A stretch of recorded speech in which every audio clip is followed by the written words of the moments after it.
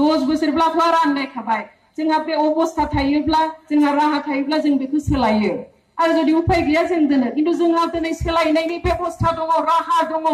आरो बे राहायानो जाबाय बे बिसायख'थि जों जुदि सोरखौबा मोजां मोनाखै जों जुदि सोरखौबा जोंनि थाखाय उपयुक्त होननानै सानाखै जों बेखौ सोलायनो थाखाय राहा दङ बे राहायानो जाबाय बे बिसायख'थिनि गेजेरजों नोंथांनि आंनि भट होनानै जोङो जोंनि मोजां मोनग्रा जोंनि हामजानाय जों जेखौहाय जोङो लानो उपयुक्त होननानै सानो बेखौहाय जोङो सायख'नानै जों मानसिखौ सोलायनानै लानो हायो बेनिखाय आं खावलायो जोंनो जिहेतु सोलायनाय नांगौ परिबर्तन नांगौ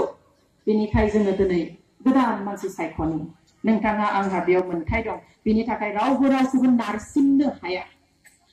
जों होनो मोना होननानै मा थगायलाबायदों जों खोनादों जे थाखा राननोसै दा थाखा रानना बुंनोसैनो नोंनो नै 50 थाखा होबाय 100 थाखा होबाय 500 थाखा भटखौ जोंनो होथारनांगोन होआब्ला खिन्थु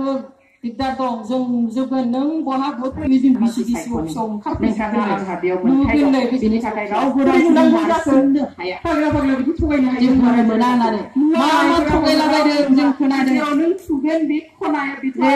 बेयाव थाखा राननोसै दा थाखा रानना बुंनोसैनो नोंनो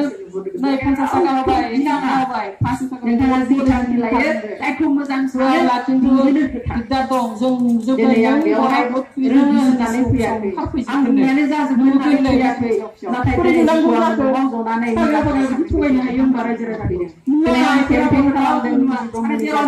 आं खावलायो नोंथांमोनाबो साफ्रोमबो साख्रि